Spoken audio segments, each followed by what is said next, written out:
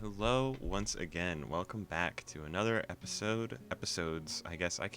Have I always said welcome back to another episode?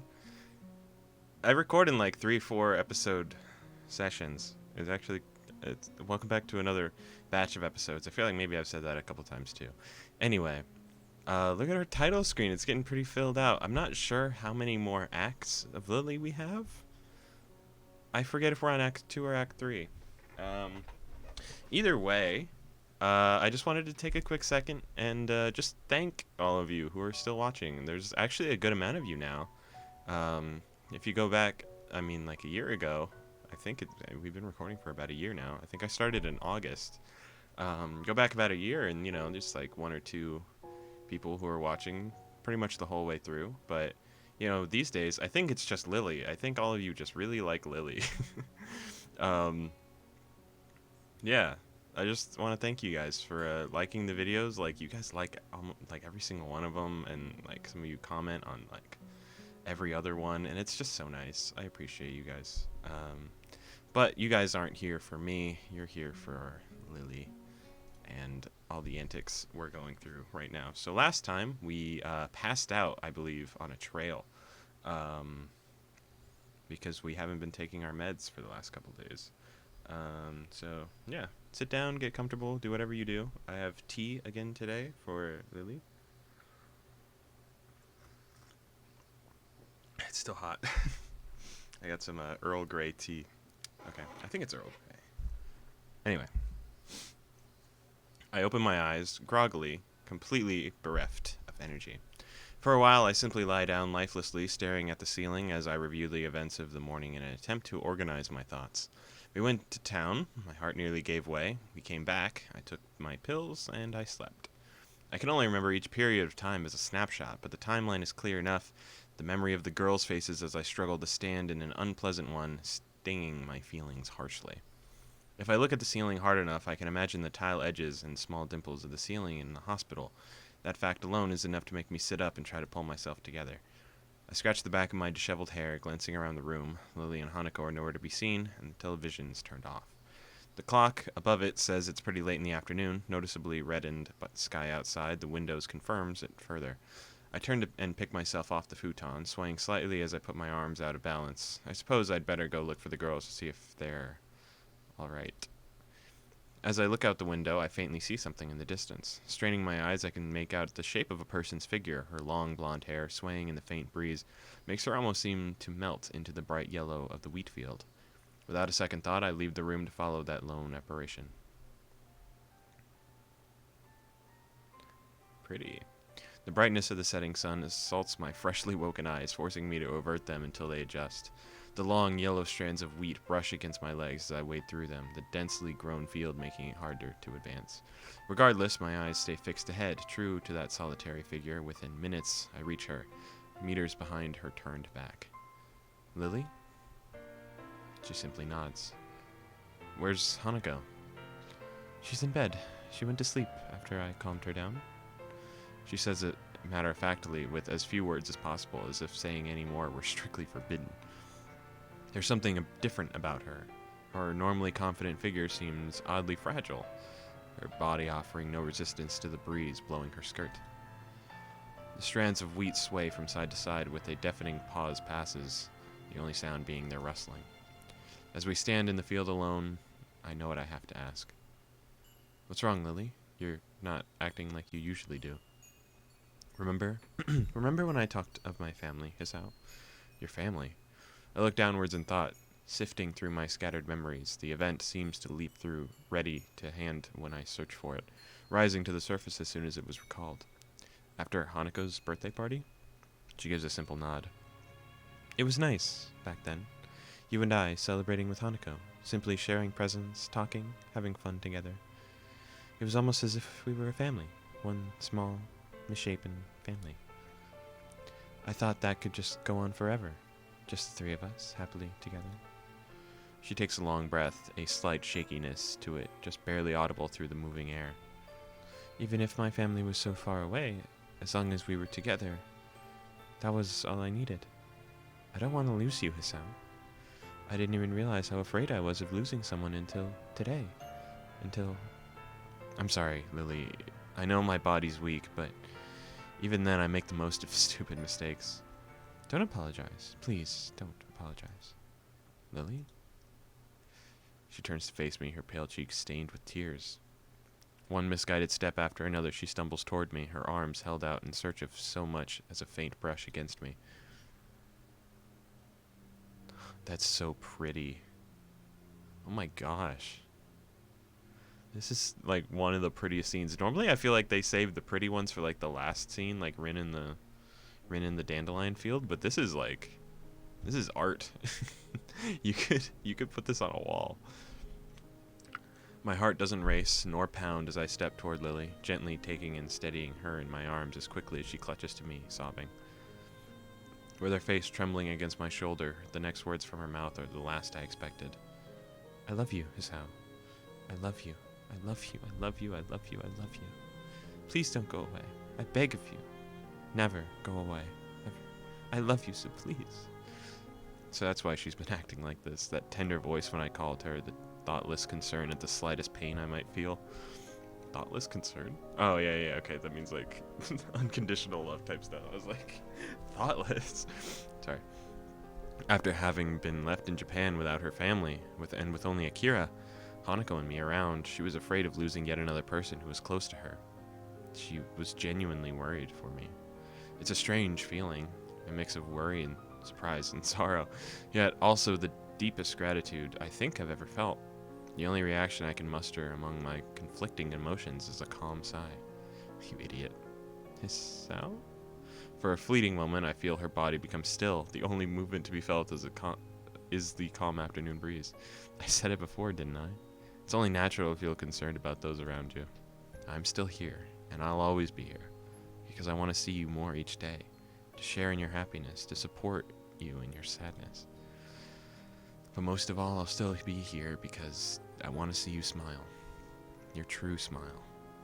A single gust of wind rustles the long strands of wheat. A second's silence passes. Smile when you want to smile. Cry when you want to cry. I love you, Lily, so you don't have to hold back anymore. With that, her arms clutch my back as tightly as she can, her face buried beside mine. It's such a pretty picture. God damn. Her tears fall down my back as she cries unrestrainedly as the last of her resistance melts away. Hisao, Hisao, Hisao. I close my eyes and bring my head down to her shoulder, holding her shaking frame tightly. It's okay, Lily. I'll never go away. I promise. We slowly walk back to the house, holding each other tightly as we take a seat inside. Lily leans her head onto my shoulder and I put my arm around her waist. Neither of us have any want to break the silence. With her eyes shut, it's hard to work out whether she's fallen asleep. Yeah, I guess that is pretty funny.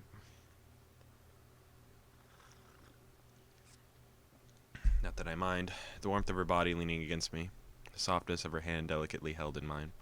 For a long, long time we sit leaning against one another, sharing our warmth and feelings as night eventually begins to settle in. Lily's gentle, soft voice ends the silence. Thank you, Hisao. Thank you for returning my feelings. Did you think I wouldn't? There was a possibility. I take a deep breath and thought that much was only my fault. It's funny, actually. I was thinking of telling you about my own feelings sometime soon. I guess, in that way, you saved me the effort.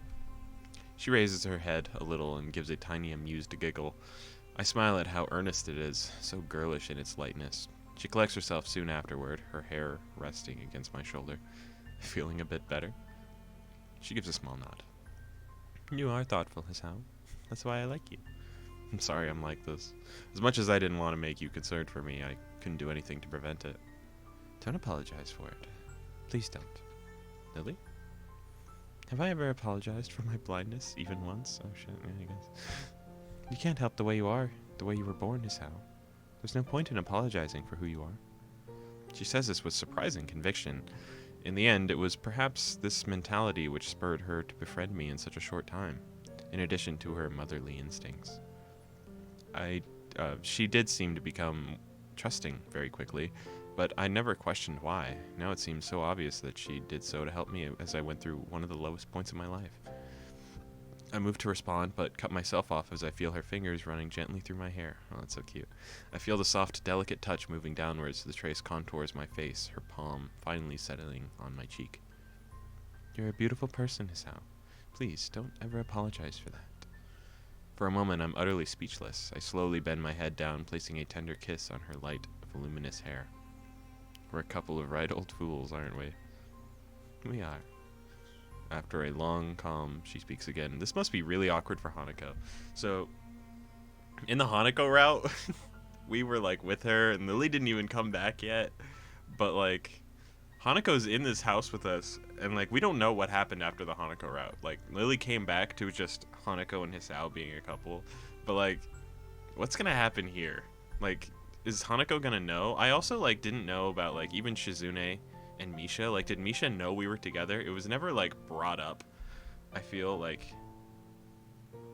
I guess Misha kind of knew because that was like that whole scene, but like, I don't think it was ever like physically addressed. And like the same thing with Emmy and Rin, and like, yeah, Rin.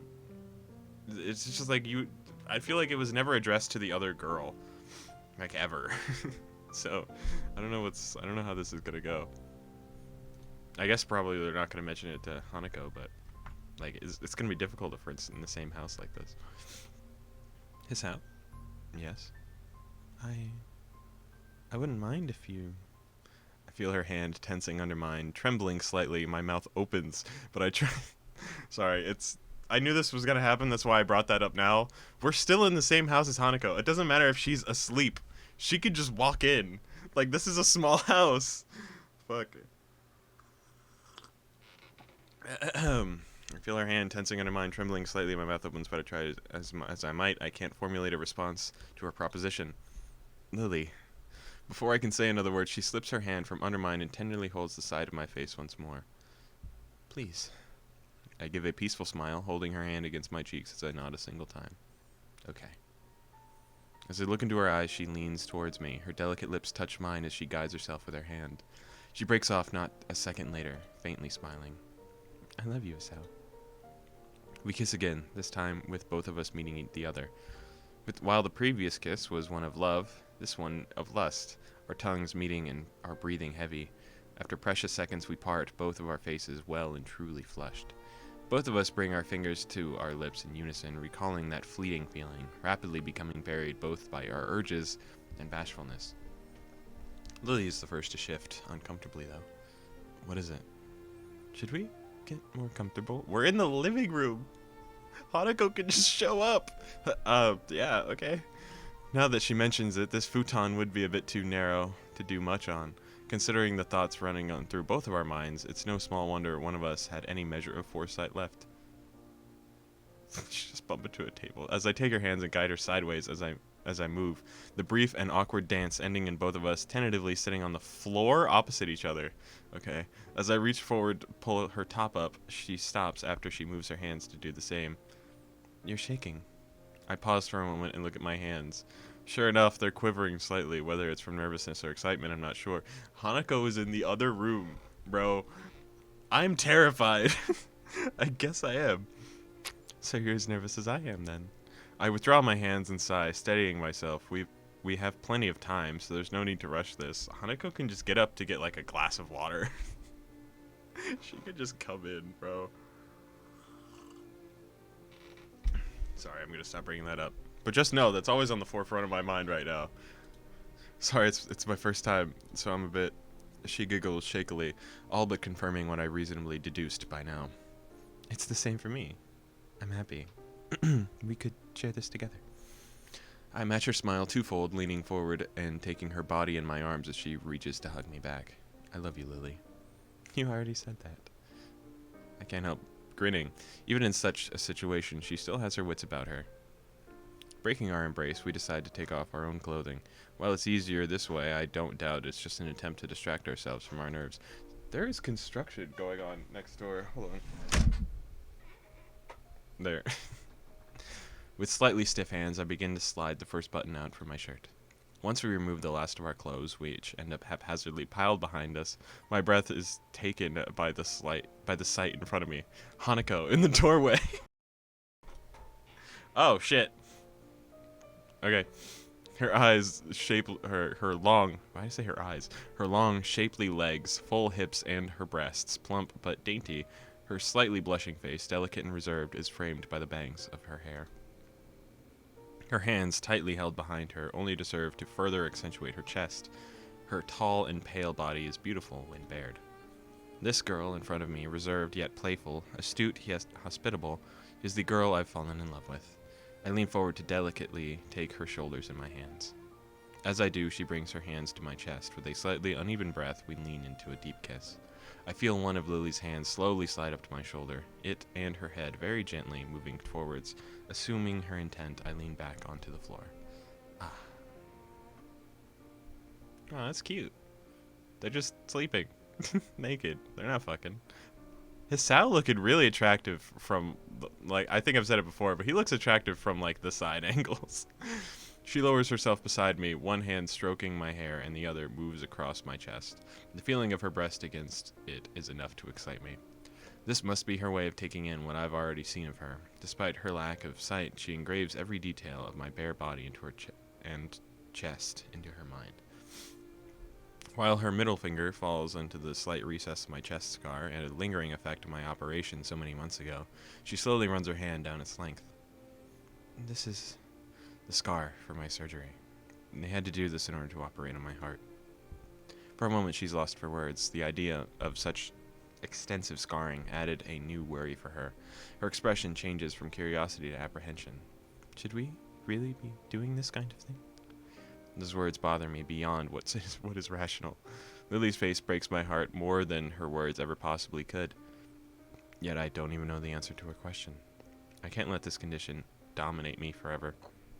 It may not be medically advisable, but I outright refuse to live my life in such a prison. It's okay, Lily. This much will be okay. Her troubled expression holds for a moment longer, but she eventually acquiesces, her hand moving toward my lower chest and then my thigh. With a look of slight surprise, she slowly moves her hand downwards, her breath catching as she brushes the side of her lower hair. Lower hair? My lower hair. She tentatively moves her hand sideways, delicately touching the most honest part of my body. This is... yeah. Our nervousness peaks as the act begins. Is it... okay, so they're on a pillow, but they're still on the floor. Okay, just making sure. Our nervousness peaks as the act begins, her hand gently patting up and down as lightly as it would break if breathed upon. It won't, but we're not gonna get into that. I'm not sure whether it's just to steady myself or because I want to steady her, but I take my free hand and hold the side of her face in it. The feeling of her hair and soft skin is nice, and it seems to lighten her mood a bit. The mere fact that I'm being touched by her is surprisingly erotic. I feel my body relaxing as I submit to the pleasure overwhelming me. Long minutes pass in almost total silence, our heavy breathing the only sound to be heard in the house. Lily's fingers stop, affectionately stroking my hair as she opens her lips once again. Yes, how? I wait a second for the rest of the silence, but none is forthcoming. She may be trying to take the lead, but she's still incredibly nervous. I can't help smiling as I stroke her hair from her face a couple of times, reassuring her. As nervous as she may be, I'm thankful that Lily's taking the lead. I'd probably be just as anxious if I were attending to her. I did see his face. His little squiggle mouth. Okay. She pauses a moment before giving a small nod, sitting up and shifting her legs over mine. Once again, my breath is stolen by the magnificent sight of her body over mine. Sheesh. I can only look on frozen as she delicately... I like her eyes here. Her eyes are, like, open. Have we... no. We haven't seen, like, an actual art picture of her eyes open, I don't think. Maybe we have, and I just don't remember. I'm sorry, I'm really bad at that sort of thing. I can only look on frozen as she delicately lowers herself, resting her reddened lips over me. She slowly begins to move her hips downwards, her softness enveloping my consciousness. She takes a deep breath to collect herself, her face remaining steady. With her hands taking in my body in lieu of the sight, the intimate situation muddles her efforts to compensate for lack of eye contact. She gradually lowers herself onto me, her knees and hands supporting her as she does. Her entire body tenses as I enter, her expression obviously one of stifled pain. Despite that, I can't help savoring the soft, warm feeling enveloping my consciousness, the surge of pleasure overcoming all my senses. I have to sneeze so bad. The last vestiges of it all but disappear inside. Fuck. The last vestiges of it all but disappeared inside her, while her nails slightly scrape into my chest in an effort to stop herself from yelping in pain. Ugh, I hate the pained ones. A pained moan, too much for her to suppress completely, escapes her lips. As I open my mouth to comfort her, I see the barely visible red drops from between her legs. Lily, if it's too much. She clenches her mouth tightly, quickly and forcibly shaking her head from side to side in defiance. After a couple of seconds, she relaxes her body. Slightly, though, she's still obviously far from being comfortable. This is a concept, okay. Just take a step back here from what's happening. I guess we're talking about what's happening, but I usually think in visual novels and in, like, you know, erotica, whatever, porn, they try to, like, avoid this topic that, like, you know, virgins, like, they bleed the first time. And, like, you know, the fact we've gone through the entire game like this and not had this happen means every other girl has, like, done some shit, right? Obviously, we knew Emmy did. Did we even fuck Rin? I just remember... I don't remember fucking Rin. I remember we did, like, other stuff, but I don't remember that. Anyway. Point is, we haven't done this yet. This whole song and dance. Maybe they just wanted one of them, but, like, it's so interesting to see that they're actually tackling this sort of thing. Anyway. just food for thought, I guess. She clenches her mouth tightly, quickly, and forcefully, shaking her head from side to side in defiance. After a couple of seconds, she relaxes her body slightly, though she's still obviously far from being comfortable. It's okay. I'm okay. She swallows hard, trying to collect herself. Lifting herself slowly and bringing herself back down, she relaxes a little more as the feeling of pleasure begins to overtake those of pain. Her breathing starts to match the same ragged pattern as mine, her body moving almost teasingly slowly. She looks as if she's slowly beginning to enjoy the act, my feelings finally reaching her. I'm not sure if she's keeping herself at this speed for her sake or for mine, but either way, with this slow and steady pace, I think I can keep my body in check. It's funny, in a way, that even now I'm depending on her. For us to be joined together like this, our feelings so close, it makes me glad to be sharing our first moments together like this, in an almost overwhelming feeling. I love you, Lily. So. I could feel her body tensing and breathing movements becoming steadily less carefully controlled. I'm happy to be making her feel so good, but as my thoughts become increasingly focused, I feel myself rapidly nearing my limit. Yes, sir. Control of my body is instantaneously wrestled from my mind as I grit my teeth hard, a loud moan escaping as I climax and my hips hit hers. Her body hunches over at the same moment, her breasts almost touching on my chest. That also just reminded me about when I was talking about earlier, how, like, we never knew anybody was a couple. Rin did walk in on me and Emmy fucking. Kind of. But, sorry, that came to mind. Anyway. We all stay locked in but I don't think Rin noticed. Anyway. We all stay locked in all-encompassing ecstasy for a brief moment, my mind completely taken by the feeling of for a precious few seconds. It ends all too soon, our bodies collapse in exhaustion with Lily barely staying on top of me. I lifelessly manage to wrap my arms around her limp, sweating body and for minutes we simply lay there, silently savoring the contact with each other while we recover from the experience. Neither of us had thought ourselves prepared for such a thing, of that much I'm certain. Entirely drained for far past the point of conversation, I look at her tired face. It looks as if the exertion, both physical and mental, has almost forced her on the verge of collapse. I love you, Lily. She nods weakly. You could do anything else to help us out. She nods weakly, rubbing my hair with her left hand. If we could simply remain like this together for an eternity, it would be a paradise like no other.